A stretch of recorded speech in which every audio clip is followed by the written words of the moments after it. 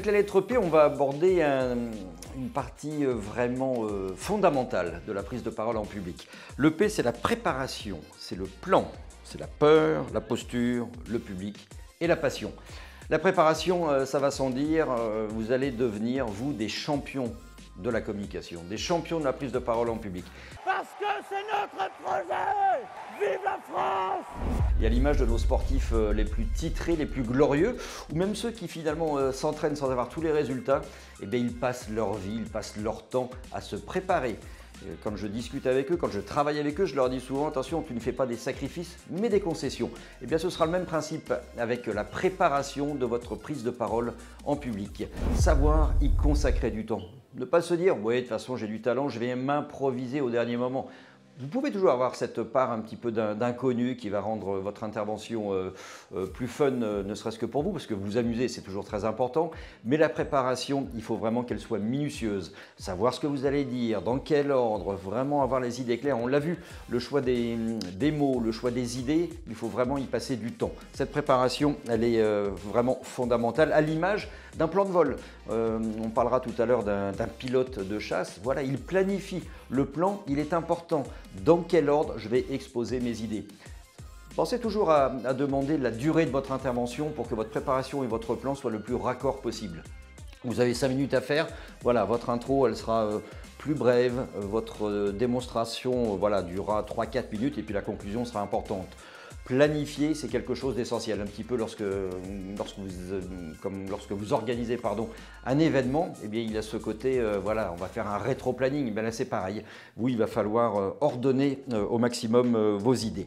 La peur, le danger, voilà, c'est quelque chose de bien réel. Et cette peur, elle va vous suivre.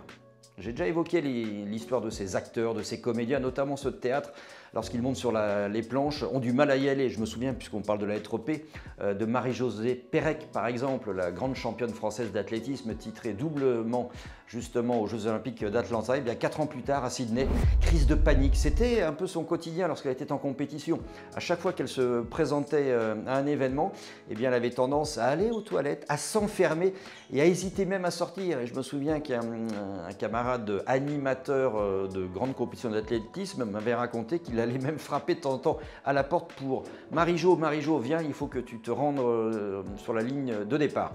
Vous l'avez compris, cette peur, il faut l'apprivoiser, il faut s'en accommoder. Reste ensuite le P de posture. La posture, c'est quoi? C'est de se positionner. Alors on parle souvent au départ pour s'habituer de bien ancrer les pieds, encore une fois le P dans le sol pour un petit peu avoir des appuis solides comme un sportif pourrait le faire. Mais cette posture elle est importante, savoir comment se mettre. Alors attention, le langage non verbal, vous le savez, on fait dire un petit peu ce qu'on veut, un petit peu ce qui peut nous arranger. Mais la posture, elle est importante dans la mesure où il va falloir être, je dirais, d'égal à égal. Vous allez parler devant un ministre, ne soyez pas trop inférieur non plus. Montez un petit peu en compétence, montez en gamme, et puis une posture adéquate. Alors ça va passer par l'habillement bien évidemment, mais aussi c'est ce jeu de main, la façon d'être. Alors croiser les bras, il paraît que c'est pas très agréable. On peut écouter bien évidemment les bras croisés, mais pour parler ça se fait pas, il faut pas être comme ça, c'est une certitude.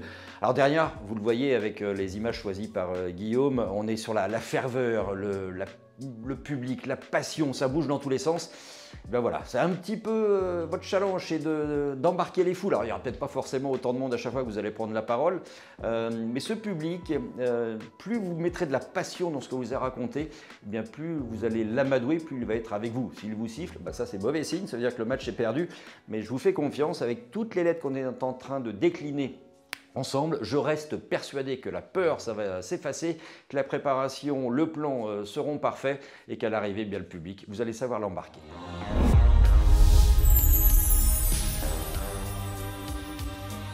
Le P de Prunet, tiens, l'aérodrome de Prunet, on est chez nos amis d'AESI Aviation avec Jean-Pierre Cohn, dans un avion historique construit ici. On vient de parler du P de préparation, de plan, de peur. Le plan de vol par exemple, la peur, la posture, là je viens de la voir dans mon petit cockpit tranquillement. public c'est pour autre chose, et la passion. Voilà, on est là pour évoquer un pilote de chasse et pas n'importe lequel. On a eu le plaisir de l'accueillir sur un petit déj business chez le Café Miguel, c'est Jérôme Toul. Alors Jérôme Toul, c'est assez étonnant parce qu'au départ il n'était pas du tout destiné à cette passion du vol. C'est un gamin des montagnes en Haute-Savoie, il est même moniteur de ski et on l'imaginait plutôt là-bas, mais quand il était gamin il avait envie d'horizons un peu différents et il rêvait d'être pilote de chasse. Il a obtenu ce qu'il souhaitait. Il a même été, alors il a fait des missions pour l'armée, bien évidemment, sur des zones de conflit. Et puis il a été aussi pilote démonstrateur des Rafales. Vous savez, ces avions qui font des cabrioles. Il était une sorte de VRP de luxe, puisque c'est lui qui servait de démonstrateur sur les grands salons aéronautiques, avec voilà, pas mal d'évolutions en vol. Alors moi, c'est raisonnable, hein, là c'est sur un avion plus paisible, plus tranquille, plus un avion d'observation. Mais on avait envie d'être ici pour ressentir un peu, alors moi je me prends un peu, je vous l'avoue, pour notre ami Tom Cruise. Ça fait envie. Alors, la moto sans casque, c'est pas terrible. Par contre, les avions de chasse, c'est quelque chose.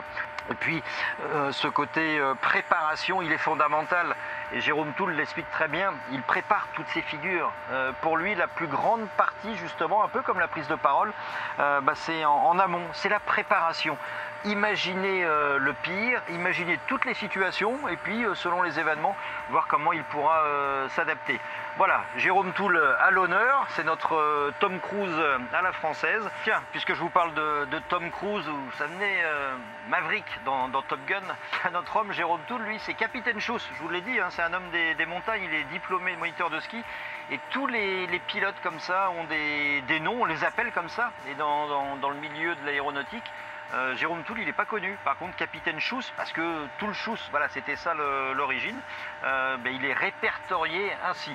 Voilà, moi je ne sais pas ce qu'on pourrait me donner comme surnom, mais lui en tous les cas, c'était Capitaine Schuss.